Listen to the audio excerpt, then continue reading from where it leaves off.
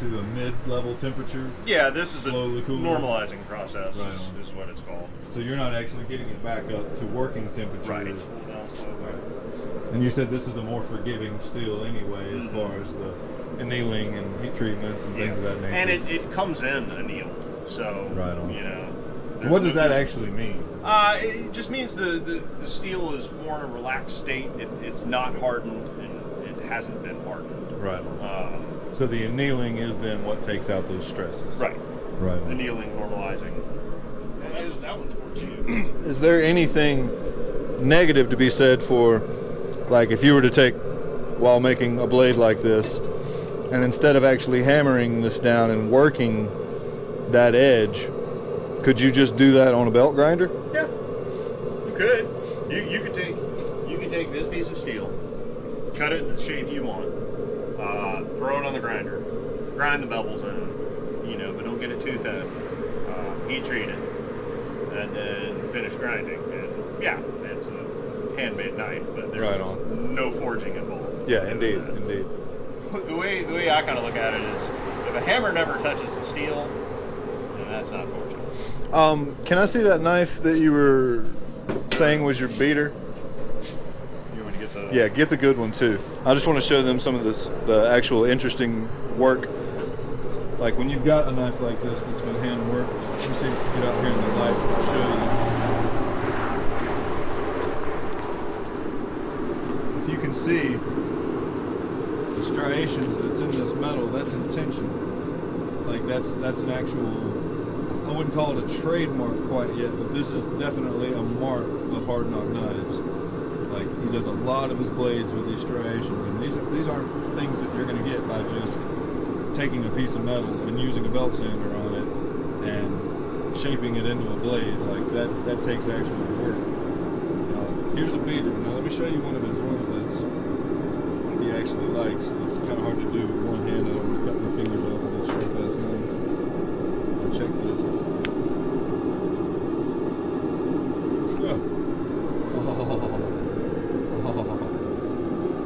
I don't know if the light's picking that up well enough. They go in here with an actual bright light. Oh yeah, that's a little better. And you can see the reverse hatching. It almost looks like a feather going up the edge of the blade. I mean, it's so beautiful.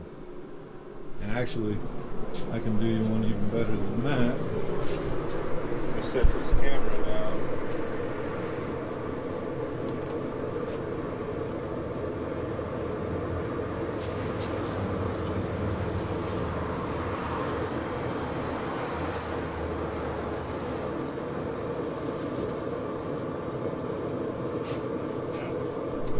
And he also makes leather sheaths for his knives as well.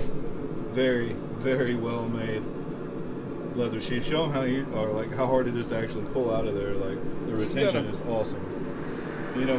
Most leather sheaths, you flip it upside down, the knife's just going to fall out of it. Yeah. But this is definitely not the case.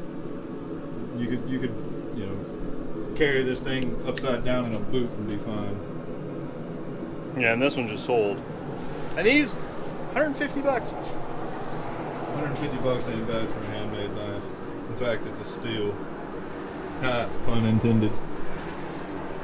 That's a knife steal. Yeah. And these are just some other things that he's worked out laying on his bench here. I mean, these are nowhere near finished. This bayonet here, did you make that bayonet? No, that's a piece of junk off AK. I was about to say, I was seeing marks in it, and I was like, I don't know if he actually made that. No, that's all right. All right. So this is like scramble mode. Because once the knife comes out of the foil, I got about 30 seconds. All right, we get to watch him scramble.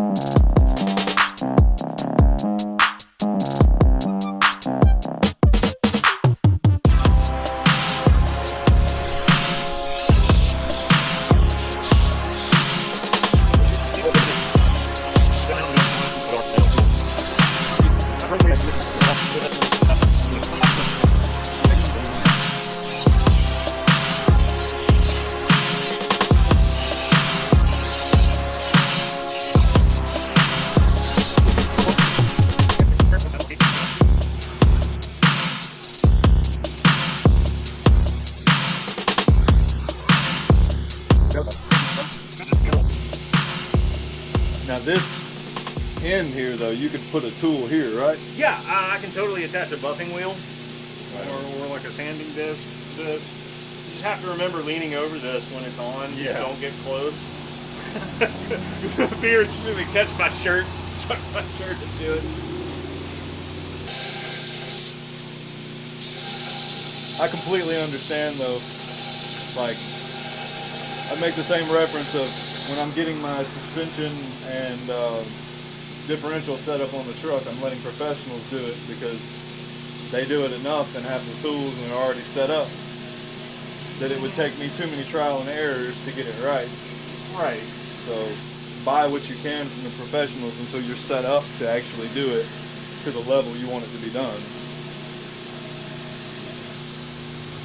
In other words, could you laminate your own micarta? Yes. Can you buy better made stuff right now for cheaper than it would take you to do it on your own? Yeah, it can be delivered to my front door the next day. Exactly.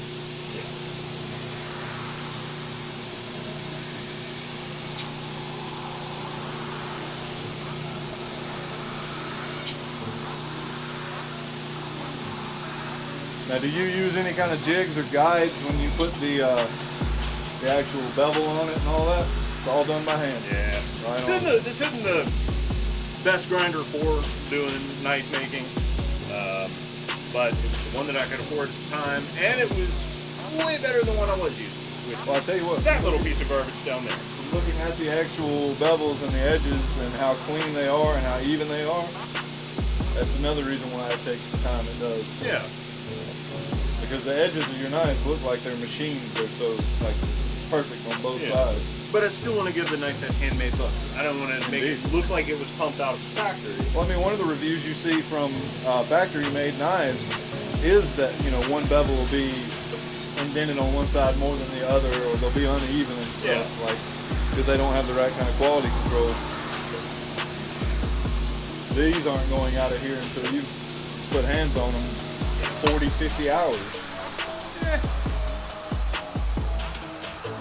don't know. What time did you get over here? What time we get started? Well, I'm not saying, I'm saying by the time you've let one actually be sold, you've Oh, done yeah. the leather, you've sharpened it, Yeah. you've polished it, you've probably got a week's worth of work. You may be working on 3 or 4 of them at a time. What you feel? That's hot, but the handle's not. It's got a little warmth in it. It's pretty cool. I think once it's got scales on it, I think it'll balance out. Yeah. Damn near perfect. you're going to put a thick scale on there. Yeah, I'm gonna start with a 1/4 inch. So basically, it'll be a 1/2 inch worth of scales, and then I'll contour it. And I'm doing all micarta pens too. So it's gonna Yeah, be so that full should- micarta. So you can do my part. Oh yeah, I got a bunch of micarta pens. Hell, it's almost balanced now without them. So I have natural micarta, black micarta, and new favorite, natural tube micarta. And I saw that and I'm like, it's dope. And a copper for my chef's knives. Some brass and some steel. So that's called natural. They called it natural micarta. Now that other knife in there that I have that's the linen, they also call that natural micarta. But they also call that natural micarta. Because I guess it's natural, but what do they call Maybe it? it Blade wasn't- HQ calls natural micarta this lime green, almost clear stuff. right. I have no idea. Yeah, it's weird. No idea. Monte Carlo SF. I want like an '87 Caprice Classic 2-door. Tell me, you like those too? Tell me the last time you've Really seen one of those. in my old age to like the Fox Body Mustang, man. I have two, but then it's not my old age. I grew up liking them. I hated it. I couldn't stand that thing. And you want to know a secret that I'm totally going to edit out of any of this video? My exhaust sound that I'm going for, the reason I've done the exhaust 3 times, the reason I have resonators and tips that are going to be on it. In other words, how do I put this without rambling? basically, you need to put in an X pipe or an H pipe. Well, H pipe and the I'm hoping the H pipe and the Flow meth. I've already got Series 40s on there. Yeah, Series 40's Flowmaster and an H or an X pipe. There you go. And I know the sound you But want. the resonators, I'm hoping, is what's going to get rid of the rasp Yeah. and give me that nice 5.0 Fox body sound from back in the 90s. Dude, it's one of the best sounds on the planet. And if you hear my exhaust now, like when I'm going through a parking lot under about 2,000 RPM, Yeah. it has that gurgle where it's just like tinny, but with no rasp. And it honestly sounds, every time I hit the gas under 2,000 RPM, I think Fox Body Mustang. I love that fucking sound. I can be sitting on my couch and I can tell with a Mustang. And generally the gen of the Mustang too, as it goes down the street. Oh, you can definitely tell between a 5.0 and a 4.6. Well, and the 0304 Cobra. Well, yeah.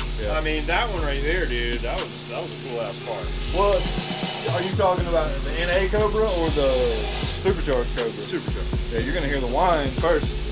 Yeah. I don't have a problem with it, with my battery. All right.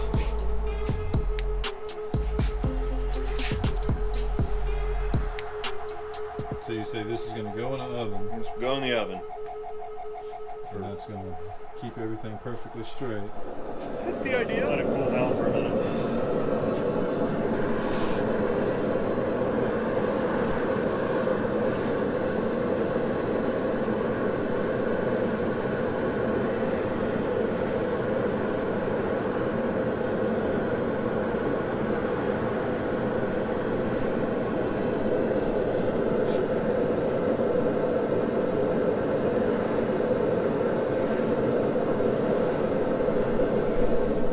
So essentially what's going on here is he tested the hardness of the metal and decided that it wasn't hard enough, that he wasn't happy with it. So now he's actually re-tempering it, put it back into the heat, and he's going to harden the metal again to get it where he wants it. It's yet another thing that would not be done in some factory somewhere. Well, all right then, there you go. We're going to be checking in with him and let other work, and we'll go from there.